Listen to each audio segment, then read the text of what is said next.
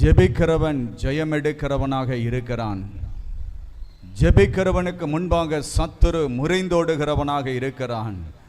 ஜெபிக்க ஜெபிக்க ஜெபிக்க ஜெபிக்க ஜெயம் கடந்து வருகிறதா இருக்கிறது. ஜெபிக்கிறவனுடைய நெற்றியிலே கர்த்தர் அடையாளத்தை போடுகிறவராக இருக்கிறார்.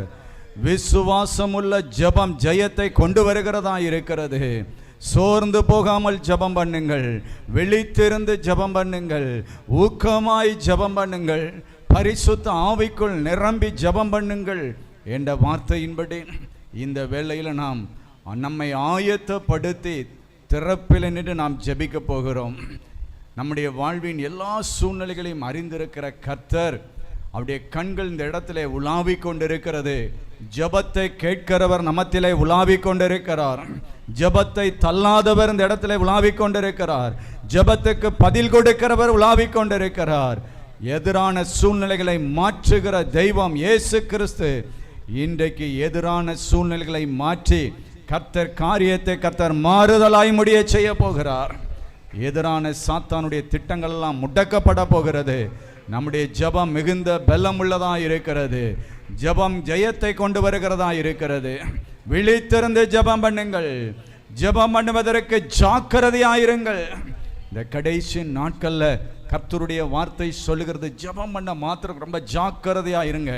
ஏனென்றால் ஜெபிக்கிற நேரத்தை சாத்தான் திருடுகிறவனாக இருக்கிறான். அவன் திருடுகிறவனாக இருக்கிறான். ஆகவே ஜெபிப்பதற்கு ரொம்ப ஜாக்கிரதையாயிருங்க, விழித்திருங்கள். ஜெபம் பண்ணுவதிலே நீங்கள் ஜாக்கிரதையாயிருந்து ஜெபிக்க அந்த வேளையில் அழைக்கப்படுகிறீர்கள். காரணம், மிக கொடிய காலங்களுக்குள்ள கடந்து வந்து விட்டோம். பரிசுத்த வேதம் சொல்லுகிறது, இனி காலம் செல்லாது, எல்லாவற்றுக்கும் முடிவு சமயமாய் கடந்து வந்து விட்டது. இந்த உலகத்திலே கர்த்தருடைய வார்த்தை தீவிரமாய் நிறைவேற ஆரம்பித்து விட்டது. இந்த உலகத்தின் முடிவுக்கும் இயேசு கிறிஸ்துனுடைய வருகைக்கும் அடையாளம் என்ன? பல இடங்களில் பூமி அதிர்ச்சிகள் உண்டாகும். யுத்தத்தின் செய்திகளை வருடக்கணக்காய் கேட்டுக்கொண்டே இருக்கிறீர்கள். பல இடங்களில் கொள்ளை நோய்கள், இவைகளெல்லாம் சம்பவிக்க வேண்டியவைகளே. இவைகளெல்லாம் வேதனைக்கு ஆரம்பம் என்று வேதம் சொல்கிறது.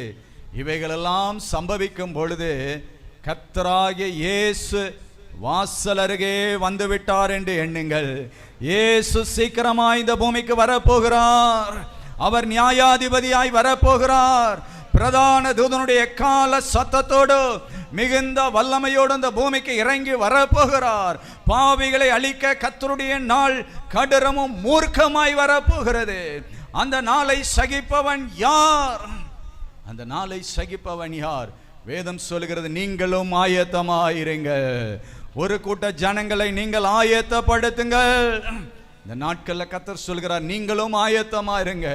நாம் ஆயத்தப்படுகிற ஒரு வேலைக்குள்ள கடந்து வந்திருக்கிறோம். ஒரு கூட்ட ஜனத்தை பரலோகத்துக்கு ஆயத்தப்படுத்துகிற ஒரு வேலைக்குள்ள வந்திருக்கிறோம். திறப்பில் நின்று ஜெபிக்கிற ஒரு வேலைக்குள்ளாய் கடந்து வந்திருக்கிறோம். ஏன் உனக்குள்ள நீ அசதியாயிருக்கிறாய்? அநேக காரியங்களை குறித்து ஏன் மனமடிவோடு உட்கார்ந்திருக்கிறாய்? சேனைகளின் கர்த்தர் இன்றைக்கு நம் நடுவிலே பெரிய காரியங்களை செய்ய போகிறார். அவருடைய வல்லமை இந்த இடத்துல இறங்கி வரப்போகிறது. கடைசி காலத்திலே பரிசுத்த ஆவியின் எழுப்புதல் கடந்து வந்து விட்டது. கடைசி நாட்களில் பரிசுத்த ஆவியானவர் தம்முடைய வல்லமையை பலமாய் வெளிப்படுத்த போகிறார். சாத்தானுடைய திட்டங்கள் எல்லாம் முடக்கப்பட போகிறது. கர்த்தர் பெரிய காரியங்களை செய்வதற்குத்தான் உங்களையும் என்னையும் கர்த்தர் தெரிந்தெடுத்திருக்கிறார். நீங்கள் தான் பராக்கிரமசாலிகள். நீங்கள் தான் கர்த்தருடைய பார்வைக்கு அருமையானவர்கள். நீங்கள் தான் தெரிந்து கொள்ளப்பட்டவர்கள். நீங்கள் தான் பிரித்தெடுக்கப்பட்டவர்கள். நீங்கள் தான் கர்த்தருடைய ராஜரிக ஆசாரிய கூட்டமாக இருக்கிறீர்கள்.